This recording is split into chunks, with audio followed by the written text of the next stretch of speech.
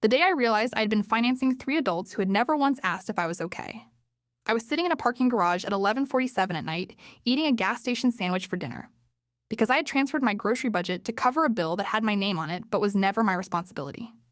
I wasn't broke because I was bad with money. I was broke because I was good at something far more dangerous. I was good at showing up. And for years, my family had mistaken my reliability for an unlimited resource. If you have ever been the one person in your family that everyone calls when something goes wrong, the one who quietly fixes things, absorbs the panic, covers the gap, and then goes home alone to figure out how to survive until the next paycheck. This video is going to say something out loud that nobody in your life has probably ever said to you directly. What you have been doing is not love. It is labor. And it has been unpaid, unacknowledged, and slowly draining the life out of the person you're supposed to become. In this video, I'm going to walk you through the story of how I went from being my family's invisible financial engine to the person who finally, quietly, and completely shut the engine off. And I'm going to show you exactly what happened when I did. Not the clean version, the real one. And before we get to the part where everything changed, I want to tell you about one specific moment near the end of this story that I believe is the most important thing in this entire video. It completely reframed how I understood love, family, and what it actually means to help someone. Stay with me until we get there, because I promise it is worth it. My name is Renata. I'm 31 years old, and I work as a project coordinator for a mid-sized logistics company in Portland, Oregon. I am also the oldest daughter. And if you know anything about oldest daughters, especially in families where money is always a little short and pride is always a little too tall, then you already know what that meant for me. It started when I was 23. I had just landed my first real job after finishing my associate's degree. Decent salary, nothing impressive, but enough to finally feel like I was building something for myself. My own apartment, my own routine, my own small, quiet life that belonged entirely to me. Then my mother called. The tone was soft, which should have been my first warning. My mother is not a soft-toned woman. But when she needed something, the edges disappeared. Renata, we're just a little short this month. The rent is due Friday, and your father's check doesn't clear until next Tuesday. It's just a 4-day gap, sweetheart. Just this once. Just this once. I have since learned that those 3 words are the most expensive phrase in the English language. At least they were in my family. I transferred the money. Of course I did. I loved them. I was doing well. It felt like the right thing. The next month, there was another gap. A car insurance payment due before the paycheck. Then a medical copay my father needed before a procedure. Then my younger brother Devin needed textbooks for his first semester of college, and couldn't my mother apply the same amount toward his housing deposit while they were at it? Each request arrived wrapped in the language of emergency. And each time I said yes, because each time I genuinely believed it was temporary. Here's what nobody tells you about being the responsible one in your family. The role is never assigned out loud. Nobody sits you down and says, you are now the financial backstop for this entire household. Nobody draws up a contract. Nobody even has a direct conversation about it. It just accumulates, one yes at a time, one transfer at a time. Until one day you look up and realize the entire structure of your family's lifestyle has been quietly built on top of your paycheck. And nobody thinks to mention it, because nobody wants to look at it directly. By the time I was 27, I was covering a portion of my parents' rent every single month, co-signed on my brother's car, paying the family streaming subscriptions, supplementing my mother's grocery budget, and had lent my father money for a truck repair that he had never repaid and seemed to have entirely forgotten about. I had not taken a real vacation in 4 years. I had not put a single dollar into a retirement account. I had a cavity I kept postponing treating because every time I saved enough to cover the dentist, something in my family's life broke first. And I smiled through all of it, because I had been raised to believe that this was what love looked like. Showing up, no matter what it cost you. It was a Tuesday afternoon in March. I was sitting at my desk, finishing a spreadsheet, when my phone lit up with a group message from my family's chat. Me, my parents, my brother Devin, and my younger sister Priya, who still lived at home. The message was from my father. We've been talking as a family, and we think Renata needs to start focusing on her own life more. She's been stressed, and we don't want her to feel obligated. We think it's healthiest if she takes a step back from the household stuff. I read it 3 times. Then I scrolled down. My mother had liked the message with a heart emoji. Devin had replied, yeah, agreed. She always seems overwhelmed. Priya wrote, honestly, this is good. She needs to worry about herself. I sat very still for a long time. Not because I was angry, though I was, but because something in that message revealed a truth I had been carefully avoiding for years. They thought my stress was the problem, not the arrangement. Not the years of transfers and coverage and quiet sacrifice. Not the fact that they had built an entire lifestyle around my availability. My stress as if I had invented the burden out of some personal character flaw, rather than absorbed a burden they had collectively handed me and then forgotten they were holding. And here was the part that cut the deepest.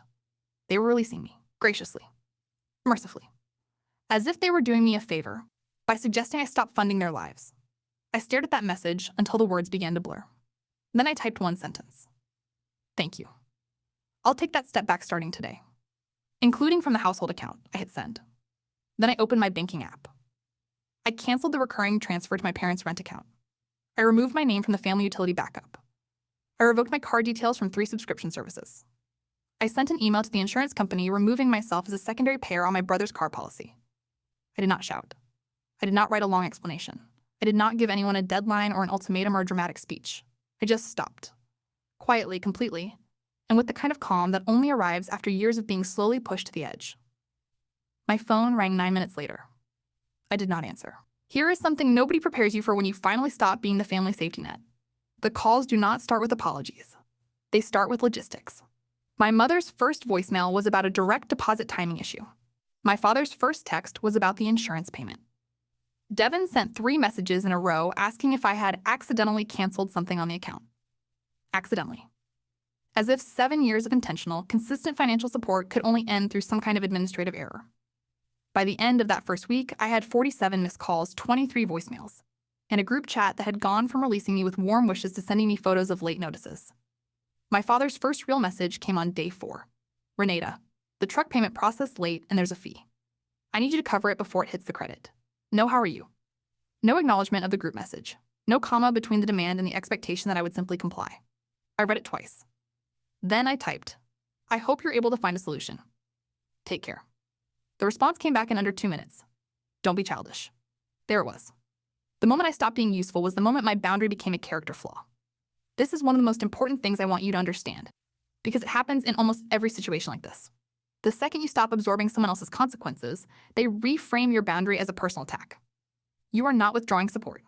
You are being dramatic. You are not protecting yourself. You are punishing the family. You are not setting a limit. You are being childish. The language shifts because the power has shifted. And people who have relied on your silence for years are genuinely confused and genuinely threatened when you find your voice. I did not reply again that day. Instead, I went home, made dinner, and sat at my own table in my own apartment and ate it while it was still hot for the first time in longer than I could remember. That small thing. A warm meal, eaten without interruption, felt like the first real thing I had done for myself in years. A few days later, my closest friend Marcus came over. He's an ER nurse, the kind of person who has seen enough genuine emergencies to know the difference between a crisis and a complaint. He found me on my living room floor surrounded by bank statements going back 6 years. What are you doing? He asked. Adding, I said. He sat down across from me. We spent the next 2 hours going through every transfer, every payment, every just this once that had quietly compounded into a life I had been living inside of without fully seeing. Rent contributions, car insurance, grocery supplements, utility overages, medical copays, Devin's textbooks, Devin's deposit, Devin's car payments when he fell short, Priya's phone plan, my father's truck repair. 3 separate times I had covered overdraft fees on my parents' account without being asked. I had simply noticed the alert come through on the shared account I had foolishly agreed to monitor. When Marcus finished adding the column of numbers on his phone, he turned the screen toward me. I looked at the number. $112,400. Over 6 years. Marcus did not say anything for a moment. Then he said, very quietly, Renata, that's not support. That's a second mortgage on someone else's house. I looked at the number until it stopped feeling abstract. $112,400 was the down payment on an apartment I had never bought. It was the retirement contributions I had never made. It was the vacation I had canceled 4 times because something always came up. It was the version of my life that had existed in a parallel universe where I had simply said no. I did not cry. I think I had already done the crying a long time ago. Spread across years of quiet nights and private frustrations I had never let anyone see. What I felt instead was clarity. And clarity, I was learning, was a very different thing from peace. Clarity is the moment before peace. It's the part where you finally see the shape of something you've been standing inside for so long you forgot it had walls. 3 weeks after I had stopped the payments, my mother called and asked me to come to the house. Not as a question, as a scheduled event. Sunday at 5. Your father wants everyone together. I almost said no. But something in me needed to witness it. Not to fix anything, not to give in, but to see clearly what my absence had actually revealed. I arrived and parked at the curb. The front garden had gone unkempt. There was a recycling bin that hadn't been rolled back in days. From the driveway, I could see through the window that the kitchen light was on and someone was moving around, but the energy of the house felt different. Tighter. Like a space that had been holding its breath. My mother opened the door before I knocked. She looked tired in the way people look tired when they've been performing composure for a long time. Inside, my father was at the dining table. Devin was on the couch with his arms crossed. Priya sat by the window, looking at her phone. No one hugged me. My father gestured to the chair across from him. Sit. I remained standing. I'd rather stand. Say what you need to say. He looked at me like I had spoken in a foreign language. You've disrupted this entire household, he said. The truck is behind. Your mother's prescription went uncovered for 4 days. Devin's car insurance lapsed for a week because the payment bounced. Do you understand what you've done? Yes, I said. I stopped paying for things that were never mine to pay for. Devin sat forward. That's not fair. You offered to help. Once, I said. 6 years ago. For 1 month. I didn't offer to become the family's financial department for the rest of my 20s. Priya looked up from her phone. You act like we didn't appreciate you. Did you? I asked. Not harshly. Genuinely. The room went quiet. Because appreciation looks like acknowledgement, I continued. It looks like someone asking how I'm doing. It looks like a conversation about whether this arrangement was sustainable. It does not look like a group message suggesting I should focus on my own life. Sent from an account I was actively paying into. My father's jaw tightened. We were trying to give you an out. You were trying to preserve the arrangement while managing your own guilt about it. I said. There's a difference. My mother started crying then. Soft, careful tears. And I watched them and felt something I had never allowed myself to feel in that house before. Uncertainty about whose pain I was actually responsible for. We didn't mean for it to become so much, she said. It just grew. It grew. I said, because nobody stopped it. Not you. Not Dad. Not Devin. And not me. We all let it grow. But I'm the only one who got buried under it. My father stood. So what? You want an apology? A medal. I want you to understand what happened here, I said. Not so you feel bad, so it never happens again. He didn't answer. I picked up my bag. I love this family, I said at the door. But love doesn't mean I pay the price for every decision I had no part in making. I'll be here when you're ready to talk like adults. I will not be here to cover the next shortfall. I drove home with the windows down, even though it was cold. The air felt like something I had forgotten I was allowed to have. Devin was 24 when I stopped the payments. He had a part-time job at a hardware store, was taking 2 classes at community college, and had, by his own admission, never once looked at his actual monthly expenses because it always worked out. It had always worked out because I'd been working it out from behind a curtain he didn't know existed. When the car insurance lapsed and he had to drive illegally for a week until he figured out a payment plan, he was furious with me. He sent me a long message about responsibility and family loyalty and how I had put him in a dangerous position. I read it twice. Then I sent 3 sentences back. I understand you're frustrated. The insurance is your responsibility. I can help you find a payment plan if you'd like. But I won't pay it for you. He didn't respond for 9 days. Then he called. I talked to the insurance company, he said. His voice was different. Flatter. More real. They gave me a plan. It's more per month than before, because of the lapse. I had to cut out a subscription and pick up a Saturday shift. That's a good solution, I said. It's annoying, he said. Yeah, I said. That's what adulting feels like at the beginning. Silence. Then, why didn't you ever just tell me how much you were covering? That question landed somewhere deep. Because I thought it would embarrass you, I said honestly. And because I thought it would start a conversation I wasn't ready to finish. He was quiet again. I didn't know, he said finally. I actually didn't know it was you. I thought Mom and Dad were handling it. I know, I said. That's the part I should have fixed a long time ago. It wasn't a perfect conversation. He didn't apologize for the message. He didn't offer to pay anything back. But for the first time, he was speaking to me without a buffer of parental management or family mythology between us. Just 2 adults, talking honestly about something that had been kept in the dark for years. That conversation did more for our relationship than 6 years of silent payments ever had. I want to stop here and say something directly to anyone who is somewhere in the middle of their own version of this. The guilt does not go away the moment you stop. In fact, in some ways, it gets louder first. There were nights I lay awake wondering whether my mother had gotten her prescription. Evenings I drove past a pharmacy and thought about whether she'd had to split a pill in half to make it stretch. Moments when I almost transferred money not because it was right, but because the discomfort of not knowing was more than I was prepared to sit with. This is the part the internet never shows you when it talks about setting boundaries with family. Boundaries don't always feel like power. Sometimes they feel like standing in a cold hallway while everyone you love is on the other side of a door, and you're the one who locked it. And you're asking yourself whether you were brave or just cruel. What helped me? And I mean genuinely helped, not just temporarily reassured, was a conversation I had with a therapist named Dr. Osei, who specialized in family systems and financial enmeshment. She said something that rewired the way I thought about the whole situation. Renata, she said, you are not responsible for the consequences of boundaries you never agreed to carry. You are only responsible for the consequences of the choices you actually made. And for 6 years, you chose to say yes. You can now choose to say no. Both are legitimate choices. Neither makes you a bad person. But confusing guilt with obligation is how people stay trapped for decades. Guilt with obligation. I wrote that phrase down. I kept it on a sticky note on my bathroom mirror for 3 months.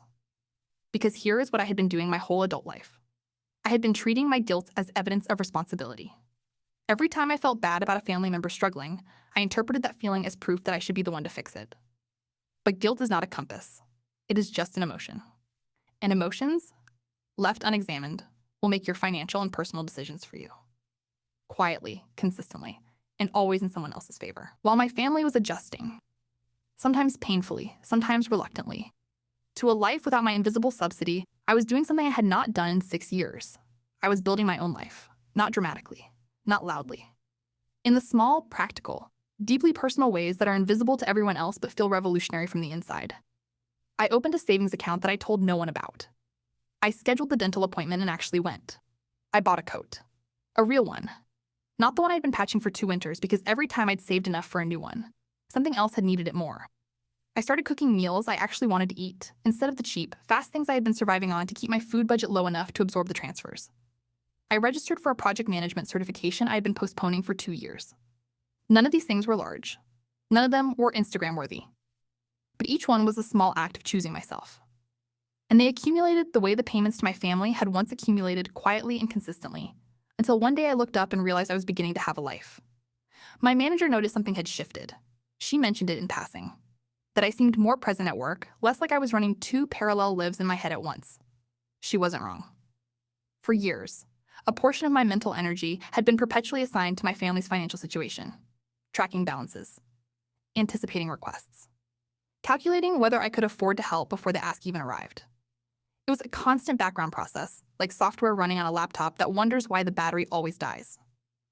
When that process finally stopped, the mental bandwidth it returned was startling. 2 months after I had ended the payments, Priya came to see me. She drove to my apartment unannounced on a Saturday morning and knocked on my door holding a brown bag from the bakery down the street from our parents' house. The one we used to walk to together when she was small. I let her in without saying anything. We sat at my kitchen table, and she put a coffee and a pastry in front of me without asking what I wanted, but she already knew. And then she did something that no one else in my family had done. She asked about me. Not about the money. Not about the payments. Not about what I was going to do or when things were going to go back to the way they were. She said, "How are you actually doing?" Like, how are you? I looked at her for a long moment. She was 21. She had lived at home her entire life. She had benefited from the arrangement the same as everyone else, even if she had never directly asked me for anything.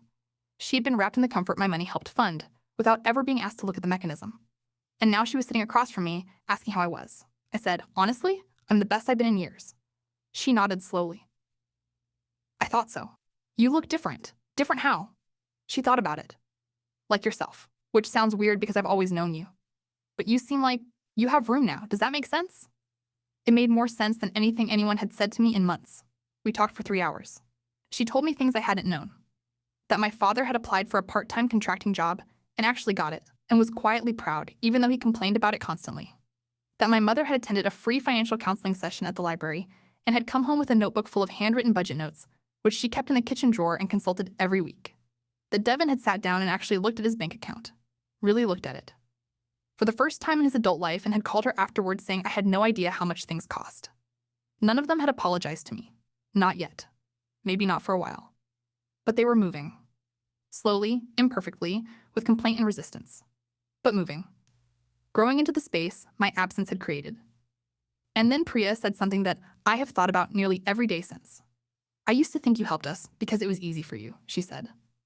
Like, it was just your personality. You're organized, you're capable, you figure things out. I thought it didn't cost you the way it would cost the rest of us. I didn't think about the fact that you're the same person we are. You just had better habits and a worse support system. That last sentence. You just had better habits and a worse support system. That sentence is the thing I promised you at the beginning, because it named something that I think lies at the center of this entire pattern. The reason capable people get trapped in these roles, the reason families unconsciously assign the burden to the person most able to carry it, and the reason the person carrying it takes so long to put it down. Capability gets weaponized. Not usually with intent. Not usually with cruelty. But it happens constantly, in family after family, generation after generation. The person who can handle things gets handed everything. And because they handle it, everyone assumes they're fine. And because everyone assumes they're fine, nobody asks. And because nobody asks, the capable person slowly disappears under the weight of other people's needs, still smiling, still functioning, still transferring money at midnight while eating toast for dinner. That ends when you decide it ends. Not when they're ready. Not when the timing is right. Not when the situation is more stable or the relationship is less fragile. It ends when you decide that your life is worth protecting, with the same energy you've been using to protect theirs. That's the thing I promised you at the very start of this video. The insight that changed how I understood everything. You don't get trapped because you're weak. You get trapped because you're capable. And capability, in a family that needs rescuing, is indistinguishable from obligation until you learn to tell the difference yourself. Knowing that didn't erase the years. It didn't give me back the $112,000, or the vacations, or the retirement fund, or the version of my 20s that existed somewhere in a parallel world where I had simply said no sooner. But it gave me something I hadn't had in a very long time. Permission. Not from my family. Not from my guilt. Not from anyone outside me. Permission for myself. To be a person first. And a resource second. To be loved for who I was, not what I covered. To receive help the way I had always given it. Not because someone demanded it, but because someone genuinely wanted to. My father called 6 weeks later. His voice was different. Smaller, slower, stripped of the authority he usually wore like armor. He said, "I owe you an apology." I did not rush to accept it. I let the sentence sit in the air between us for a moment. "I'm listening," I said. "I let your mother and I build something we should have built ourselves," he said. "And when it started costing you, I looked the other way because it was easier than being honest. And then I called you difficult when you stopped letting us." It was not the perfect apology. It did not return a single dollar or a single missed vacation. But it was true. And truth, offered without conditions, is worth more than a clean resolution. "Thank you," I said. "I love you. I'm not coming back to the old arrangement. But I'm not going anywhere either," he said. "I know. That's enough." If this video helped you see something in your own life more clearly, whether you're in the middle of this situation right now, or finally on the other side of it, or still trying to find the courage to take the first step, then please hit subscribe, because I share stories like this every single week and I don't want you to miss the next one. And I want to ask you something personal in the comments right now, because your answer matters more than you know. Were you ever the responsible one in your family? The person everyone called when something broke? And if so, did anyone ever actually ask how you were doing? Drop your answer below. Read other people's responses. You will discover very quickly that you are not alone in this. Not even close. And if you want to go deeper on the psychology of why we stay in these patterns long after we know they're hurting us, that video is right here. It might be the most important one you watch this week. Take care of yourself. And remember, choosing yourself is not the same as abandoning them. It is the beginning of teaching them what you were worth all along.